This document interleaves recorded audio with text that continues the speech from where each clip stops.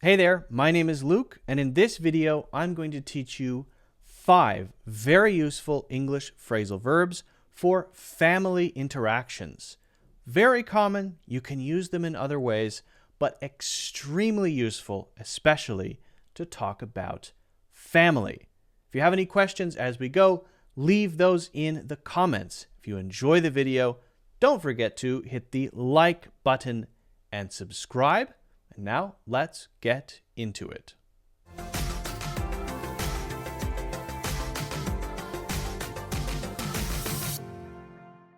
Phrasal verbs when it comes to family interactions. And the phrasal verbs that we talk about here can be used for other things too, not just family interactions. So let's be clear about that. The first one we're going to talk about, the first phrasal verb we're going to talk about is look up to. Look up to. Now, what is the first thing that you think of when you hear look up to? If you think of this, looking up physically, you're actually not far off. You're really not. That's actually a pretty good instinct, because that is the physical meaning of look up, to look up. And if there were to be someone there that I would look up and point my eyes at, then I would look up at that or look up to that. Look up to the sky, for example. You could say look up at the sky. That's okay too. What does this have to do with family, though? So when we're talking about family interactions, really what we're focusing on is admiration. And I want to be very clear on the difference between admiration and respect, because they are different. So to admire, and we're going to look at examples, to admire and to respect, are these exactly the same thing? And I think the answer is pretty clearly no, they're not. So if you admire someone, you have a genuine, deep feeling about that person. They're great. You think there's something about them that's great. There's something about their character that you would like to copy. You would like to be like that in some way, right? Or maybe you just think that whatever they do, some specific thing they do, maybe as a musician or a writer or a person, right? You just think that they've got something amazing. I don't want to suggest that you feel jealous or something like that. It's not about jealousy. So there's that deep feeling. And then for respect, it could be, right? I really respect what you do. I really respect your expertise. So that could be very genuine. But also respect is something that we show to others. When we say show respect, we don't often say show admiration, but we often say show respect. So that could be just an appearance. It could be the way that you're acting, and it maybe has no connection to how you actually feel. Okay, so that's an important difference. When we say look up to, we're talking about the first one, not the second one. We're talking about generally admiration, right? Looking up to someone for something that they have or for something that they do. And so let's explore some examples here. My younger brother looks up to me, so I don't want to let him down. Now, is this a specific thing that I do? Is this a specific thing that I'm in charge of? It could be, maybe not. Generally speaking, if someone looks up to me, they admire me, they think that I do things very well, or they think that maybe I have good characteristics, or that I'm very responsible, or something like that. If my little brother looks up to me, then maybe I feel a sense of responsibility to be a good person, to be a good role model. Right? So we're being less specific about which things I have or what things I do that are worthy of admiration. And we're focusing more on the fact that I feel that I should do the right thing and be a good person because I want to live up to my little brother's feeling about me of admiration.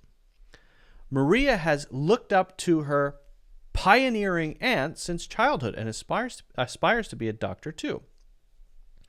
So this is similar, but in a specific way. So this is more, I guess we could say this one is more general, right? And it's emphasizing the fact that I want to continue to be a good role model. And this one is more specific about what it is that Maria admires in her aunt. She has looked up to her pioneering aunt since childhood and aspires to be a doctor too. So maybe there's something about her being a doctor, her being well educated, maybe. And we say here pioneering, so maybe she's not just a family doctor, she's doing research, she's actually making a contribution to her field, right? So there's some interesting things here that she's doing that are worthy of admiration.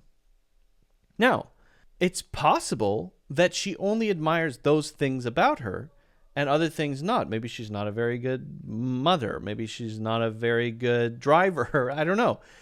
So it could be the same, just a general sense of admiration, but it could also be more specifically about her being a doctor, her pioneering sort of maybe attitude toward her field or whatever it is. So just know that when you use look up to, we could be general or specific. I look up to you because, right? Or I look up to you as a maybe business person. I look up to you as a business person. Okay, well, maybe I don't admire the fact that you're a raging alcoholic. You know, I don't admire you as anything else. But if I look up to you as a business person, that means in this particular area, I admire you, just to be very clear. Okay? So let's now explore our next one. Hopefully we understand look up to. Let's talk about our next one. Now we're going to talk about fall out. Fall out? What does fall out mean? Well, what's the physical meaning of fall out? Could you fall out of a basket? Yeah, or could a ball fall out of a basket? Sure, why not? The ball fell out of the basket. Okay, well, that's pretty straightforward. But what does this have to do with family interactions? I don't know. Well, as with phrasal verbs, we have different meanings, right? And so we can focus on the family part of it. But just know that, something falling out can be a physical thing that has nothing whatsoever to do with families. Often, what you see when you're using fall out to talk about family relationships, family interactions, is falling out. That's right. Falling out. Now, you will still see people say, for example, we fell out 6 years ago. And if you see people say that, they're talking about some big thing that happened that was not good, that caused the relationship to break. And now they're not speaking to each other anymore. Two people, usually in a family. Now, you can use this for friendships too. You could use this for business relationships as well. A business relationship where two people started a business together and then things didn't go very well, and then they fell out and they haven't spoken in 6 years.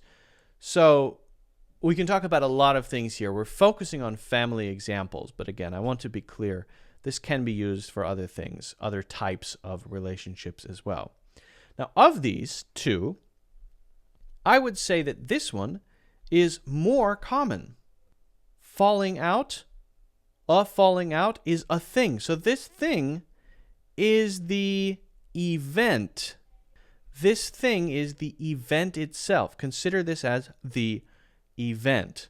That's why we have here.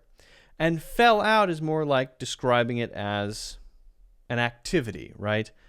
Again, you'll see that one, but not as not as common. So let's look at some examples here.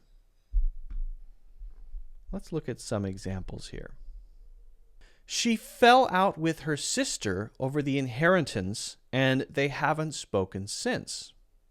So this is a good way to talk about the cause of a relationship either ending or having a really tough time, leading to people not talking to each other. Why? Somebody died. There was an inheritance. Inheritance means what the surviving family members or people get from another person after their death, right? So maybe there's a big disagreement. I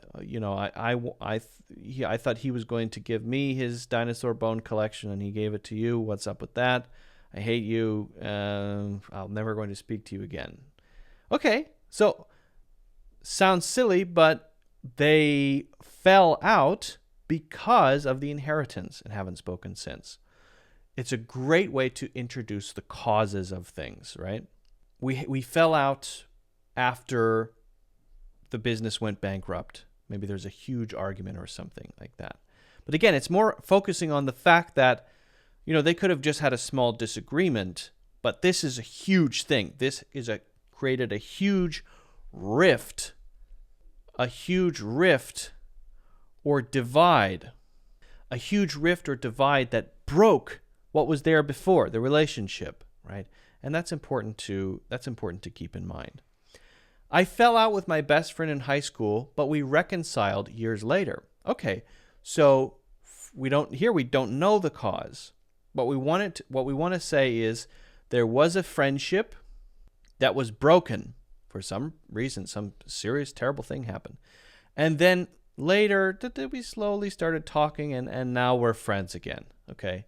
We reconcile. To reconcile is to say, I'm sorry about that, and finally hug and say everything is okay, right? That is reconciling. I fell out with my best friend just means that it allows me to explain that the friendship basically ended as far as I was concerned, right? We didn't really talk anymore. But now we're going to try to use it as a noun. After a falling out over unpaid debts, and now pay attention to the word over here. After a falling out over unpaid debts, I haven't spoken to my cousin in years. Okay, so now we're using it as an event. Again, probably the more common way to use it. After a falling out, and it's like saying breakup, right? You hear breakup used after a breakup, but breakup is only used for romantic relationships. A girlfriend or a boyfriend, or perhaps a husband or wife, although if it's a husband or wife, probably it's going to be a divorce, right? So this is a way of saying the same thing for non-romantic relationships. Generally, you don't use breakup to talk about your ex-business partner. Generally, you don't use it to talk about your aunt. I had a big breakup with my aunt. That's very weird. People get the wrong idea. But if you use a falling out, it's essentially saying the same kind of thing as a breakup. So it's sort of the non-romantic way of saying it, and I think that's very useful. Again, family relationships or otherwise. After falling out over, now over is again another way of explaining why. Okay, so here we fell out with her sister over the inheritance, falling out over unpaid debts. So notice the pattern here. You have an over and then the thing that causes it, the reason that things got broken up. Falling out over unpaid debts. I haven't spoken to my cousin in years. Sarah and Emily had a major falling out, so we're using an adjective here. To say what kind of falling out. What's the difference between a falling out and a major falling out? It seems like a falling out would be major. How could you have a major one? Falling out is already the relationship just breaking, right? Well, yeah, that's a fair point. But this is when we want to emphasize it even more. We want to say even more. It's even more serious, right? Over a mutual love interest. Oh, we were both in love with the same person. Oh, no. And they no longer speak to each other. Okay. So maybe the major part suggests that it got violent or there was screaming involved and it was really bad. It wasn't just, I'm not talking to you anymore. It was much more than that, okay? So pay attention to this word over, very useful. Note that we're using it both as to talk about the activity and we're talking about it as an event. And remember, it is kind of our way of saying a breakup, except for non-romantic relationships. So hopefully that's clear. Hopefully, you have a pretty good idea for how to use fall out. All right. What do you think of when you hear take after? So if you take after someone, and I know it sounds weird, there's usually a family connection, often parents, but could be other people as well, where a child, for example, has some characteristic that their parent, or perhaps grandparent, or uncle, or aunt, or cousin, maybe, has. Generally, it's in an older generation, so less likely to be used for cousins. But for example, grandparents, parents, uncles, aunts, and it means there's something that I'm showing or doing in my behavior, but also could be in my appearance or my way of being that is similar. And we can make it more general or more specific, because you could say you could take after them in that way, or just broadly, you really take after your grandpa, for example, or father, mother, whatever. So just share a quick anecdote here. And you could also use a whole side of the family, probably, if there's something common on that side of the family. So my little brother just suddenly became extremely handy. When he was growing up, just, a kid growing up, he didn't have a particular interest in building stuff or anything like that. And then pretty suddenly, he got a house and it needed some work. And then he just became this unbelievable handyman, being able to do everything, building stuff, bookshelves, lifting up part of his house. I mean, just plumbing, everything. Amazing. But I wasn't shocked, because he really now takes after my mother's side of the family. Okay, what does that mean? Well, that side of the family, which means my grandparents on that side, my uncles especially on that side, they are all really good at using their hands and building stuff and creating stuff. And my father's side of the family is not like that. And so when my little brother suddenly went from not being a handyman to being able to build anything or do anything with his hands, I started to have this thought of he's really taking after my mom's side of the family, right? And I wonder if I have that in myself. I'm not quite there yet, but maybe someday it will turn on for me as well, and I will take after my mom's side of the family too. So that's just the idea of there's something specific, and we could say when it comes to building stuff or in that way, right? So you don't have to take after someone or some side of the family in every way. It could be in a very specific way, right? Let's look at a few examples here, shall we? Shall we? Okay. Jenny takes after her dad in her appearance and love for hiking. Okay, so in what? So this is a specific thing. In maybe his natural sense for building stuff or doing things with his hands, right? The simple way to say it is to just use in. In her appearance, okay, so in some way she looks like her dad, maybe certain features about her face or something like that. And love for hiking. Okay, so there's something that she likes to do that is more like her father, okay? Unlike his siblings, Paul takes after his mother in his career choice. They're both teachers, okay? So maybe Paul's siblings are not teachers, but Paul is one, his mother is one, and so we can say he takes after his mother. Okay, very good. Or his uncle or whatever. And again, we could say mother's side of the family. Mother's side of the family, father's side of the family. Carla takes after her grandmother. Okay, now we haven't said what it is yet specifically about Carla or her grandmother. We haven't been specific. Could we just stop there? Do we have to say something specifically?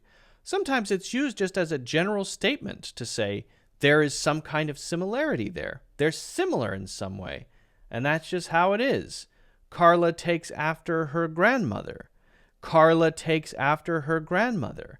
So Carla is similar. Now, maybe we can be more specific, not just in looks, but also in her culinary skills. Okay, so we want to say there's a similarity of physical appearance, and also there's something that they do which is common between them. Okay?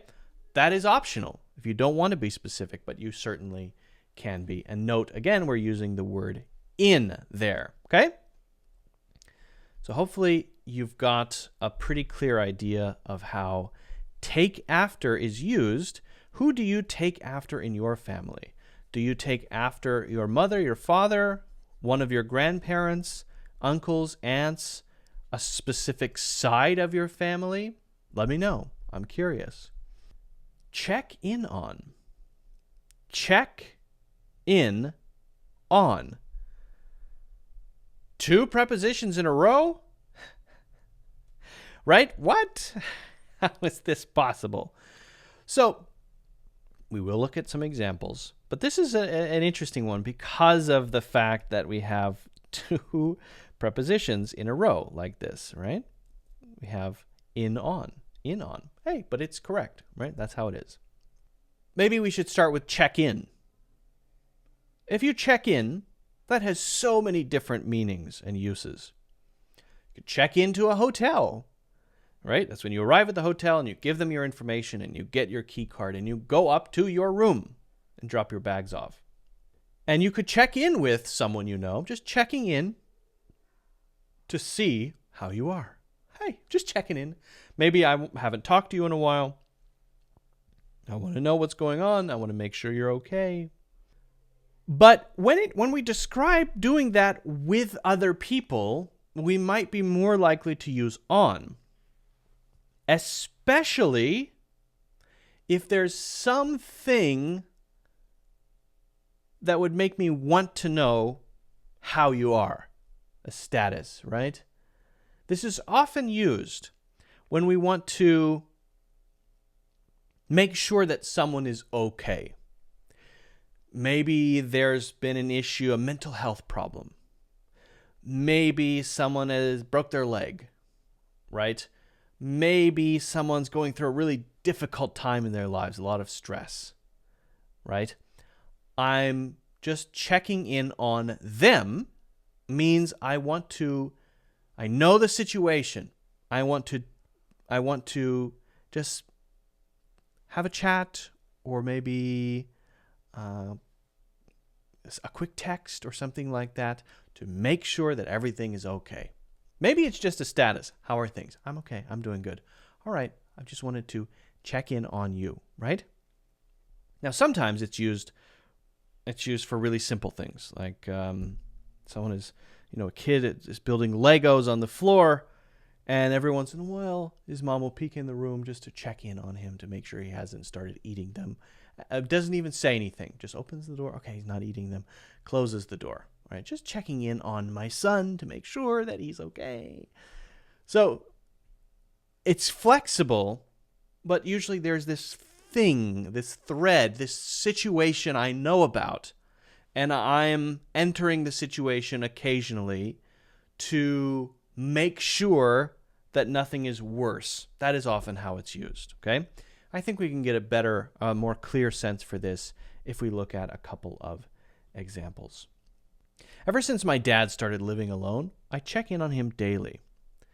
Okay, now maybe, this is not me specifically, but just as an example, okay?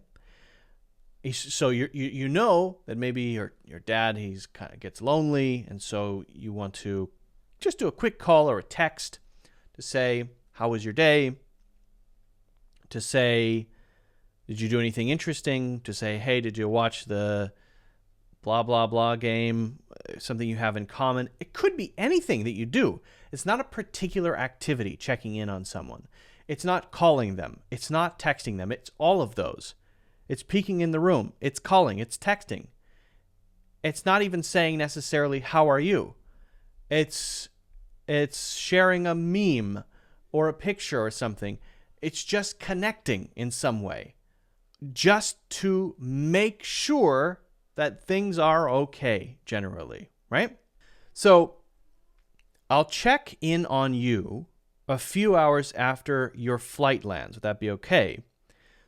Someone is flying, and I know that they're flying, and I want to make sure they've arrived safely. That's their situation. At the same time, I don't want to overdo it, and call them while they're trying to pick up their luggage, or they're in the taxi, or they're getting settled, or they're having dinner with a friend, right? So I want to check your status. I want to see how you are doing after you get there, but I want to make sure it's done at the right time. And I want to confirm that that's okay with you, because maybe as soon as you arrive in another country, you're meeting a friend to have dinner, right? So that's why I say a few hours. I'll check in on you a few hours after your flight lands. Would that be okay? Actually, I'm planning to have dinner. Could we make it the next morning? Yeah, that's okay. I will check in on you the next morning. That's fine. Okay? Check in on you. Now, could we just say check on you? You could, but it would be more common to say check in on you. Now, you might be thinking, okay, what about check with you? That would be when you want to make sure that what you think is true and confirm it with somebody. So that's a little different, right? So this is just about, calling or texting to be sure that you arrived safely, everything's okay, you're happy, weather's okay, it's not raining too much, you hungry, did you eat enough, that sort of thing. Maybe a protective parent, right? And their son or daughter's first time flying abroad or something like that. My neighbor checks in on my cat when I'm away on vacation to make sure she has enough food and water. Maybe my cat does have enough food and water, so there's no activity here necessarily. This would be to come inside, look around, cat litter is okay, food is okay, water is okay, and then leave, right? Not being tangled up in something, just everything's fine, right? That's the parent checking in on their child playing with Legos, right? Same thing, right? That's the same idea. Just looking at them to make sure they're okay, right? A status check, basically. Okay, so hopefully that's clear on check-in. Not the same as check-in by itself, because that's broader. Not the same as check with by itself, right? And not necessarily the same as check on, because you could check on the status of, for example, an application, and that's different. It's the same basic idea, but an application is not a person, and so we would use check on for an application, but we wouldn't say check in on my application. That would be odd, right? So they're all a little bit different, but just know for this one we're talking about people, right? We're talking usually about family members, or at least people who are very close to each other, who know what is going on with each other, who want to know what is going on. So with a situation, for whatever the situation may be, right, they want to get some kind of update to make sure that everything is okay. All right? All right. And then we have one last example to look at here. Let me delete to grow apart. To grow apart. Ah, yes, to grow apart. I feel like this might be the easiest one to explain. Grow apart. Imagine two trees, little trees, doink, doink, right? One here and a tree here. A tiny little tree. And these trees are so close, they're little friends, right? But as the trees grow, this tree kind of goes in this direction. This is a bad looking tree, okay. But this tree goes in this direction, and this tree goes in this direction. I don't know why these trees are growing kind of sideways. That's a bit weird, but, don't ask too many questions, please. So, well, they're growing apart. Now, what's different between this and something more sudden? A falling out. Suddenly, something happened. An argument over an inheritance. I hate you. I hate you. I hate you more. I hate you more. I never want to see you again. Fine, me neither. But here, it's gradual. That's what the word growing suggests. That's the connotation of grow. Growing happens over time. There's no clear event that separates one thing from another, usually, right? You can't say, oh, that was the moment that we never decided to never speak again.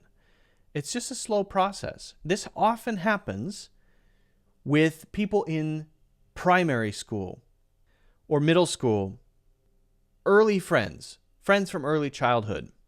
Just slowly, because of life, stuff that happens, right? You grow apart. Now, this could happen for friends. It could happen for parents. It could happen for parents and their children, or siblings, maybe between two kids, over time. Between a married couple, over time. Just a step by step, getting farther and farther apart. That doesn't mean there's necessarily hatred there. Maybe just a difference in interests, right?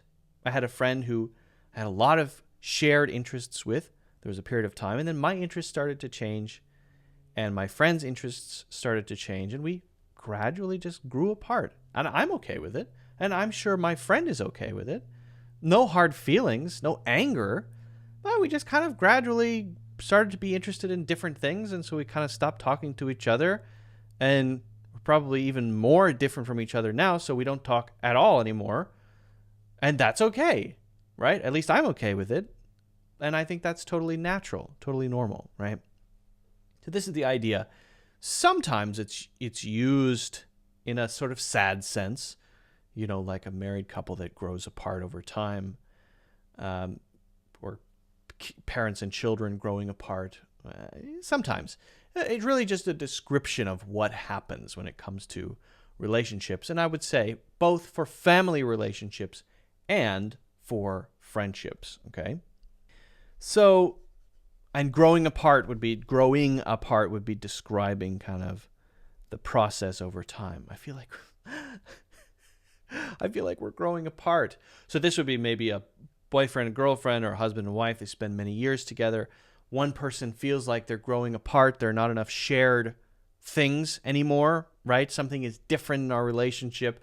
It's been happening for the last 3 years, and I just haven't noticed it. So then we might try to do something to fix it. I feel like for the last 2 or 3 years, because of your job and my job and all these things that I'm doing and the thing that you're into, I feel like recently we've been growing apart. Yes, you're right. Well, maybe we're still committed to being in this relationship. We need to grow together again. Maybe we find an activity. We start bowling together. Or maybe we take up interpretive dance lessons or archery or skydiving or something. I don't know, right? We try to find more common interests.